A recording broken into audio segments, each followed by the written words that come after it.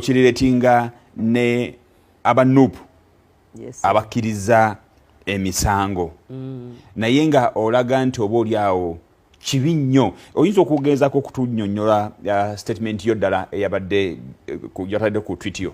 Statement gye natadde ku X yange ng'eraga obutali bumativu banaffe ba political prisoners abagenze emmaaso g'omulamuzi ne bakkiriza emisango ate era nga bagamba nti babasonyiwe naye ng'olaba nti bamu ku bo bavuddeyo nga bambadde bu-t-shirt bwa yellow nga tebakyayambala Banup nga tebaagala kwambala Banup. Ebyo byonna bitegeeza ki?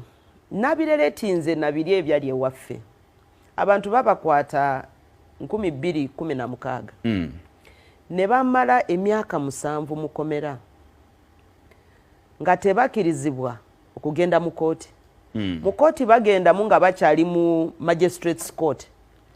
Enaku lwezayita ezikkirizibwa mu constitution mu mateeka enaku 18 ne tugenda ow'omulamuzi nga twagala kusaba unconditional bail release kubanga twali tutuuse mu biseera ebyo ebikkirizibwa mu ssemateeka w'eggwanga nti omuntu bw'aba ali mu kooti ennaku ne zituuka 18 nga tewali awooza naye aba avaayo n'agenda. Ku olwo olunaku lwe twatuukayo twasanga nti kooti yatula kiro ne bagamba baba committinze mu high court.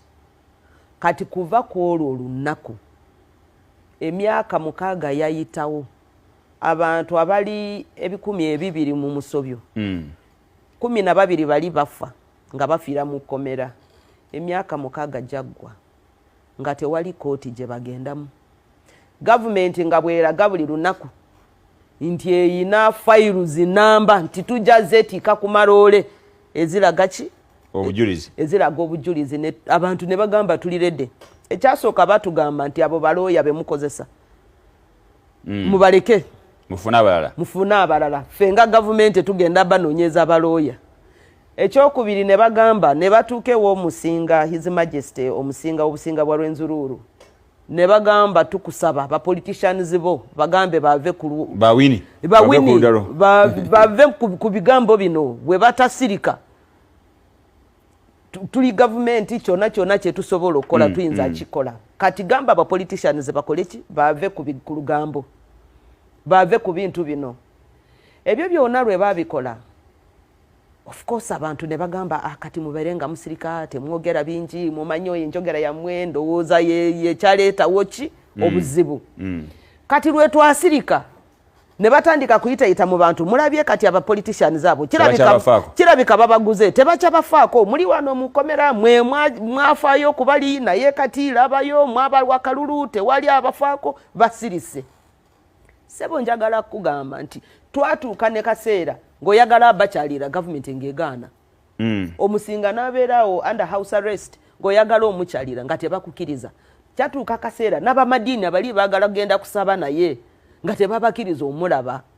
Kati after all that torture ne bagamba bw'oba okkiriza nti tukute soko signing nti okkiriza emisango. Misango ki gye bali bamutandika terrorism bamuteekako treason bamuteekako emisango egy'obubbi bamuteekako emisango emingi nga bagamba nti ye n'abantu be 200 mu musobyo bakwata emundu emu ne batta abapoliisi 6.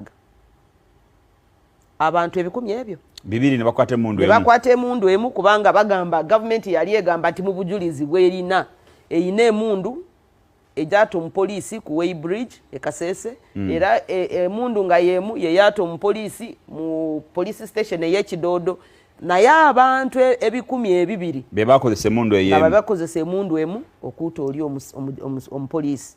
Sebona abantu 200 nga bava bundi bujo bava Atoro bava Ntoroko bava Kasese baba Bunyangabo.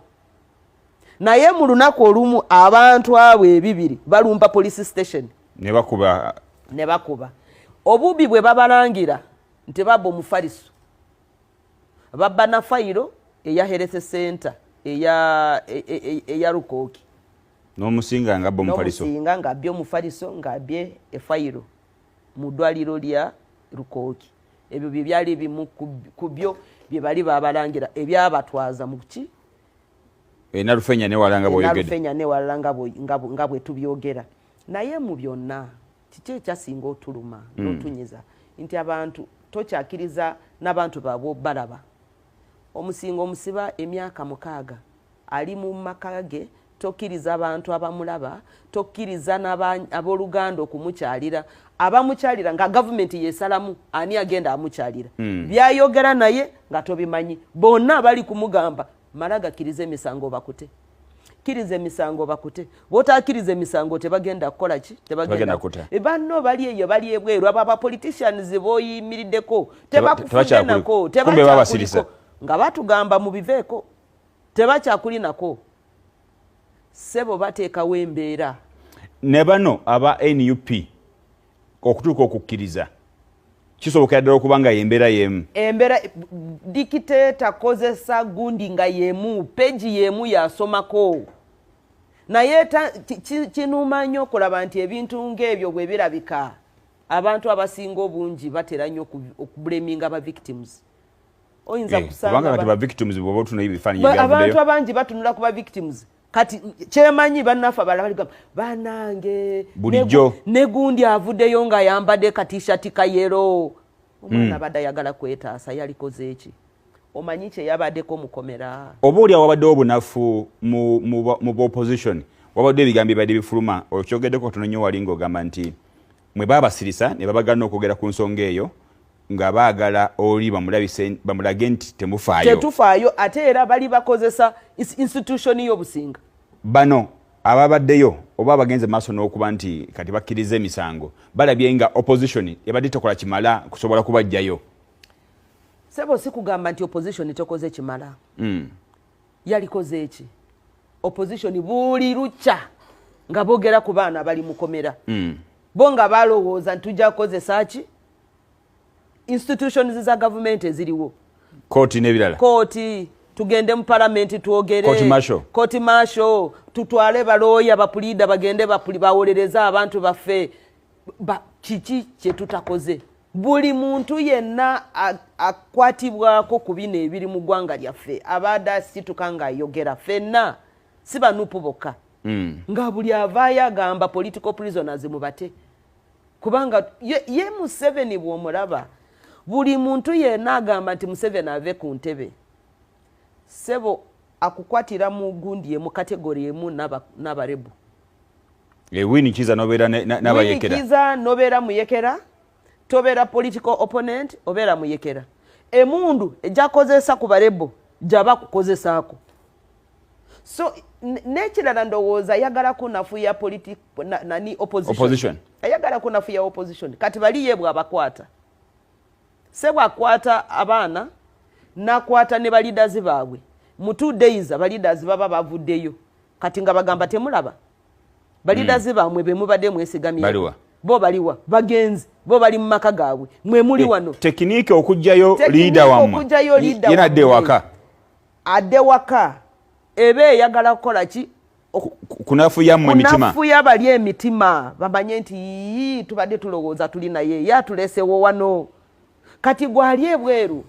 Notandika agamba nze kangende nkozese nanga amaanya gensobola okukozesa. Okusobola okuva okujja. Nga kozese okulaba nti abali mu kadukulu bavaayo.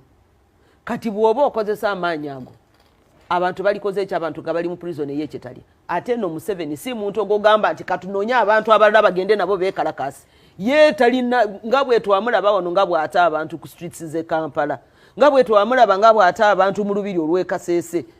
Talina yadde ekimukwata ku bwongo nti bwemba nzisa abantu mpamenya amateeka. Political future eya Uganda eyimiridde etya nga embeera bweti judicial system egenda kulaga nti bapulidinze guilty na bwe kityo ne wakubaawo enteekateeka ekolebwa. Usually omuntu bwapulidinga guilty asavinga punishment. Abapulidinze guilty ate babatadde babalirizinze. Eyo ye system yesonga lwaki biri nabireretinga ne byekasese. Sebo mu lutalo olwali ekasese aba pleadinga guilty ne baja ewa president Yoweri Kaguta Museveni ne bamugamba ffe twa organizinga ffe twali tu traininga ate era ffe twa guidinga okuta abantu then serve the punishment mukuba ekifo ky'okukwata abo abali bagenze ewuwe okumugamba nti ffe twakola kino abo yabawa ssente abagaana n'abawa n'amamotoka n'abawa mayumba abalala n'abapangisiza mu mahoteli nagamba mugende mubeere wali bo bali bagenze nga bamugambye ffe twakola ebyo ebikolobero by'ogamba mu kifo ky'okugamba nti bano engeri balabisa baata abantu katute bali kubanga bo bakyagamba nti bali innocent tukwate bano abakkiriza tubasibe yagamba mwebale kumpa omukisa ogwo bali balina ba bodyguards bonga be bali mu mahoteli we bagende Kasese nga babapangisiza Margarita hotel gye basula sebo nga batambulira mu mamatuka madabo cabin nga babawadde mamotoka abakkiriza emisango nga babawadde sente zibasobozesa okutandika businesses abamu bagenda mu hardware nga tubalaba nga tumubuuza president lwaki okyasiiba abantu abali innocent abapulinze nga we bali ate bo bali bulindaala so ne bana abapulinze guilty kati bano bambi basaasire lwaki bakwatibwa bo ne baserving a punishment kuba bakkiriza guilty ebaddewo yakubagamba mu malega kirize emisango tetugenda abakola kintu kyonna mukirize emisango anti bo bagala ku buildinga ki case bagala ku buildinga case Museveni abadali n'emisango mingi mu International Court of Justice ne ICC fero twatala omusango gwaffe mu ICC nga tulaga obutali bumativu nti abantu abattibwa babata mu bumenyi bw'amateeka n'okutyobola eddembe lyabwe yesonga lwaki abantu baffe babateeka ku gun point ne bagamba mulina okukola ki okukkiriza ne weetwogerera saawa zino prime minister w'obusinga Tembo Kitsumbire bacha mutulugunya lwa kubanga ye yagaana nze sikiriza sakolanga musango gonna bacha mutulugunya buli muntu amutuuka kwa mugamba olwana na state kiriza nawe bakusetting free yagambye ndi musajja mukulu wemba ngenda kufa kanfe naye siyinza kufanga nina ekintu ekigamba nti nakola emisango gye sakola buli amutuuka kamugamba bagenda kuta bagenda kuwa obutwa bagenda kuba masasi bagenda nagamba bwaba munkuba masasi obamukola ki mukole ki mukola naye nze sigenda kukiriza emisango gye sakola kyekimu na bano bannaffe trend egenda kubeera kati ya kukiriza misango bwe kugamba nti kiriza emisango ye ayagala ayeje kuki mu maso g'abantu ebweru eyo abagambe nti ebe nabaga